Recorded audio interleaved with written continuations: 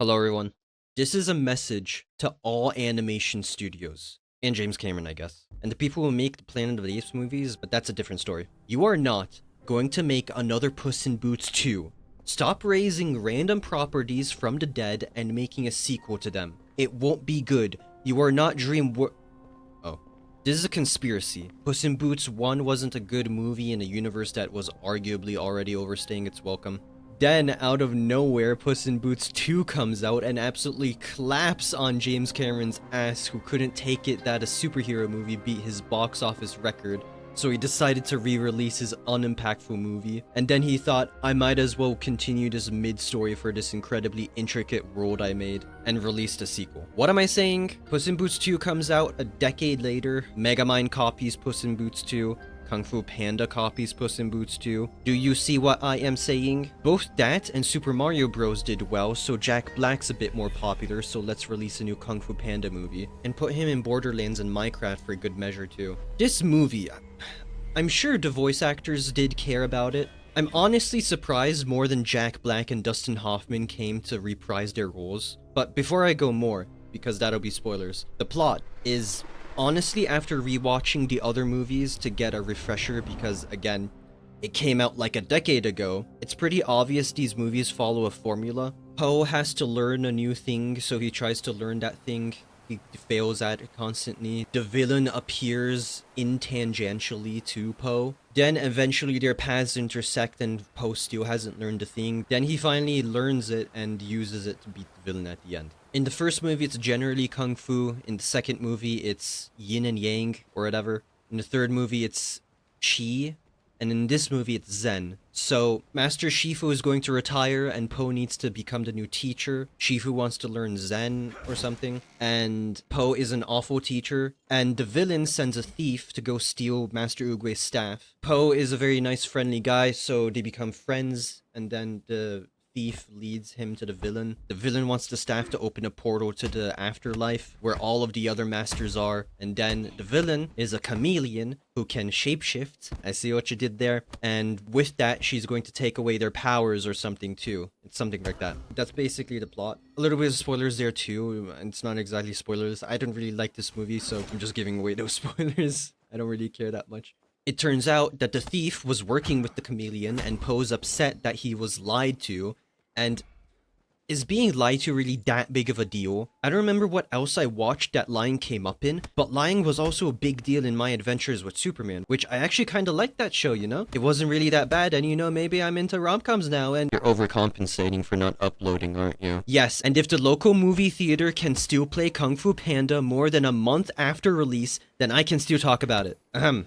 As I was saying before, somehow they brought back some voice actors. Like, the chameleon brings back Tai Lung, and Blackbeard voices him again. But then it's very awkward how the villains from previous movies don't talk. I can't remember which one it was, but I think it was the Peacock from the second movie, voiced by Gary Oldman. He's standing there at the end, but the Peacock's just not talking, meanwhile Tai Lung is talking. And it's like very weird how this is nostalgia bait. It's been more than a decade. Any kids who grew up with Kung Fu Panda have grown up. And Kung Fu Panda 4 isn't like a movie where everyone can enjoy it. It's more of a kiddie audience. So they wouldn't be interested in this nostalgia stuff. But then Tai Lung is like plastered on the marketing. If you look at any poster, he's there. What next to say? The animation quality is better. It is nice to see after, you know, rewatching this whole franchise again. It is nice to see that with each iteration, the quality gets higher. It's the same thing with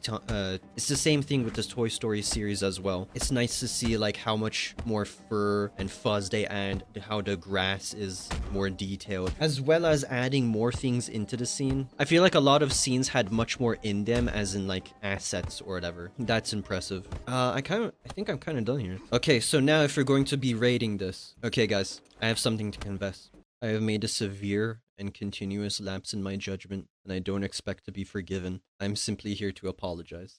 Okay, so I said before that I went on a tirade before about how you have a whole written review, and then you have like a 0 to 100 score, and then you have a 10 to 0, and then you have an F to S tier. I realized that the continuity between 1 to 10 and S to F was difficult to keep track of, so I reformatted everything into a 10 to 1 system. okay? Alright.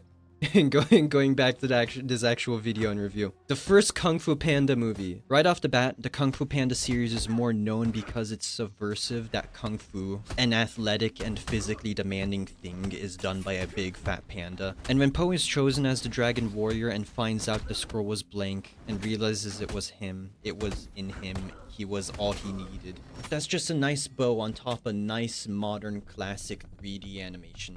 Also, it has the best fight scene in the franchise. Feel free to at me, I'm lonely. Also, same energy. 7 out of 10. The second movie, honestly, for me as a kid, flew under my radar. And you know, might actually be another formula this series follows, with 4 coming out of nowhere. Then again, Puss in Boots 2 came out of nowhere as well. Anyway, performances are good. Dustin Hoffman, Jack Black, Gary Oldman. I would have liked to see more happen with Tigress and Po. The ending doesn't come off as meaningful to me as the first movie did. 5 out of 10. Kung Fu Panda 3.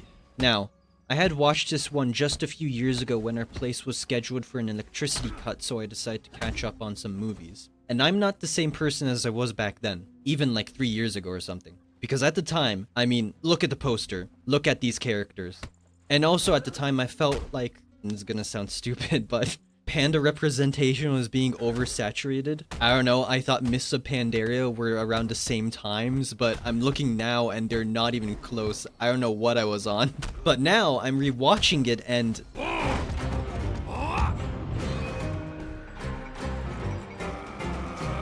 Imagine Dragons? 500 years in the spirit realm.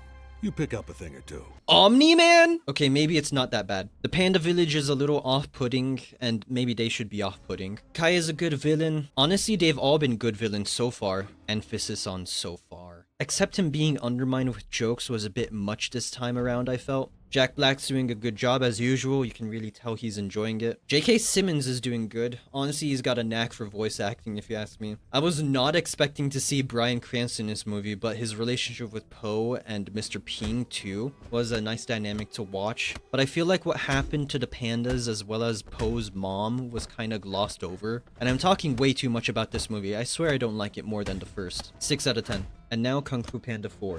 A sequel needs to justify its existence, either expanding its world in meaningful ways or deepening the subjects it's already covered. For me, 2 narrowly does this, and the 4th movie doesn't. The 3rd came out in 2016. Quick maths, that's 8 years ago. The people this movie was made for were just born when the previous movie came out. I think it's pretty obvious the success of The Last Wish gave the idea to studios to revive franchises. But while Puss in Boots 2 had the sauce, Kung Fu Panda 4 unfortunately didn't. 4 out of 10.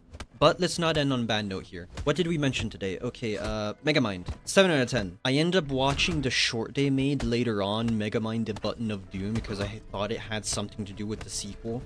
Honestly, that wasn't that bad. It's short anyway, so it's whatever.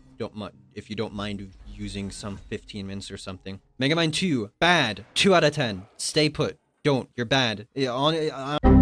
Turns out they made a show, and this is just a stepping stone for that show. Kind of like the How to Train Your Dragon show or whatever. Bad. 2 out of 10. Crap. We're ending on bad note again, aren't we? Okay, what else did we mention? Let me shoehorn this in. Here's another conspiracy. Spider-Verse, the first one. Phenomenal. Amazing. Now everyone's copying this animation style. Arcane, Puss in Boots 2, TMNT. And these aren't bad movies, but I'm just telling you, they're copying it. It is going to be oversaturated, unfortunately. I hope it doesn't, but it is going to be. It's sad to see. Spider-Verse is just really good. I rewatched Spider-Verse 1 and 2. They're phenomenal, honestly. And you know what? Speaking of rewatching, I rewatched Avatar 1 and 2 too, because I mentioned it previously. And I was thinking, you know, like, I remember Avatar. I haven't watched it in a decade. I remember Avatar, and we know Avatar for having, like, amazing CGI or whatever. And I was thinking, like, really, is it really that good? Like, comparatively to other things. And I'm catching up on the DC movies that have come out over the last few years, which are incredibly mid, but comparatively, after seeing bad movies, yeah, that's our tie-in here. After seeing bad movies, after seeing bad CGI, like in the DC movies, and bad animations, like Megamind 2, and then seeing Avatar 1 and 2, and Spider-Verse 1 and 2, it's incredible, the contrast. Honestly, like what I had everything said before, watching bad movies kind of gives you more of an appreciation for the good movies. Anyway, I think I've rambled on for long enough. Jesus Christ, how long has it become? And I think that's about everything now. So, thank you for watching, and I'll see you next time. Goodbye, everyone.